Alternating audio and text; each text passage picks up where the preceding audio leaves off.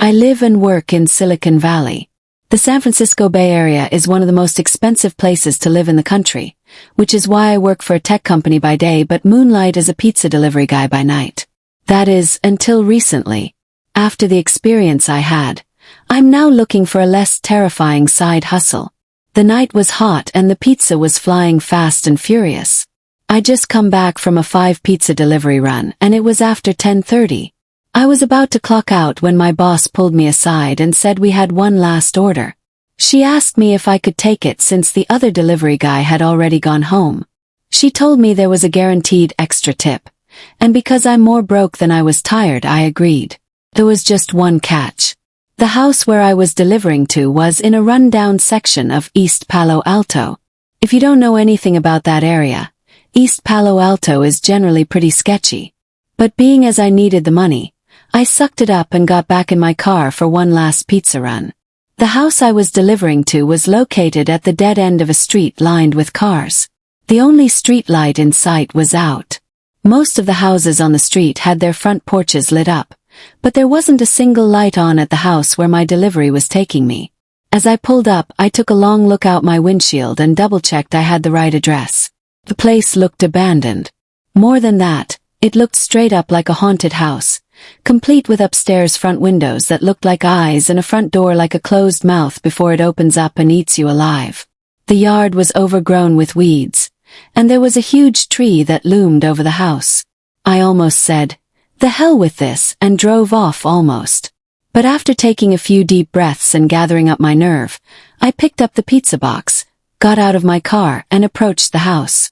I nearly biffed it when my foot hit a cracked piece of sidewalk, and I practically had to stoop under a long tree branch to get to the front door. There was no doorbell that I could see, so I knocked 3 times and waited. I expected the front porch light to come on, or for some light inside the house to come on, but it stayed dark.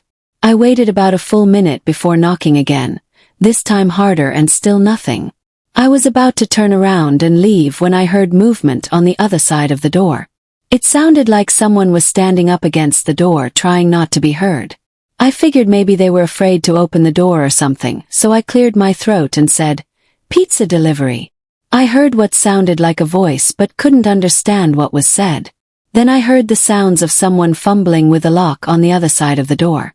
I took a step back away from the door and waited as the knob began to turn and the door slowly opened. At first I couldn't really pinpoint what it was about the person who opened the door that was so unusual. He was an older guy, probably around 60 or 70, with gray hair and thick glasses. There was nothing otherworldly about him. Nothing at all to indicate he was anything but what he appeared to be. Still, when I looked at him, I got an uneasy feeling. I held up the pizza box and told him I had his delivery. He looked at it like it was something he wasn't expecting. He didn't say a word but just nodded and turned around like he was going to get his wallet. The door fell slightly closed and he disappeared from my sight. I waited and waited, but he didn't come back. I listened and heard nothing. I realized that I hadn't heard him walk away and thought maybe he was just standing behind the door or something.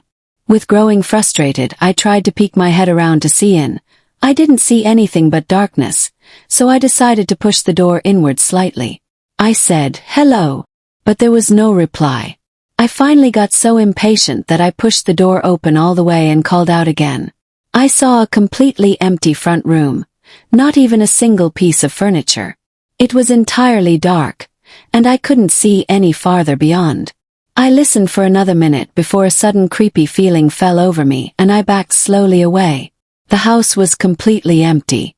There wasn't a sound to be heard. I'd finally had enough and turned around, almost nailing my head on the low-hanging tree branch and practically running to my car. I didn't once look back to see if there was any activity in the house, and I threw the pizza onto my passenger seat and go the hell out of there. Not quite sure exactly why I was so freaked out, but just giving in to my instincts. My boss was pissed when I came back to the restaurant with the pizza. She asked me why I hadn't called the number on the order to see if I had the wrong house, and I admitted I hadn't even thought of it. That's how freaked out I felt. She went to the phone to dial the number herself and then put the phone back down with a confused face. "It's not in service," she said. I was still all creeped out when I got home and couldn't sleep, so I decided to look up the address online. First I found it on Google Maps and confirmed it was the house I'd been to. Then I googled the address along with the name on the order. What I found scared me so much I almost cried, and I called into the pizza place the very next day and quit. As it turned out, the house had been empty for years.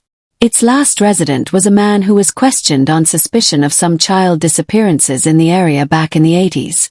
The article went on to say that the man had killed himself in his home not long after being questioned and let go.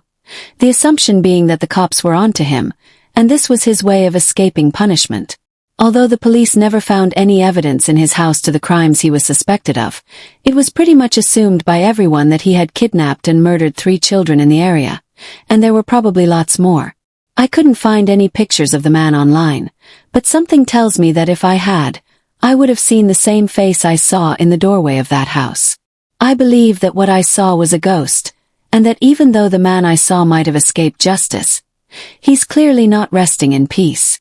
I just hope his victims are, and that they aren't also stuck in that house with him.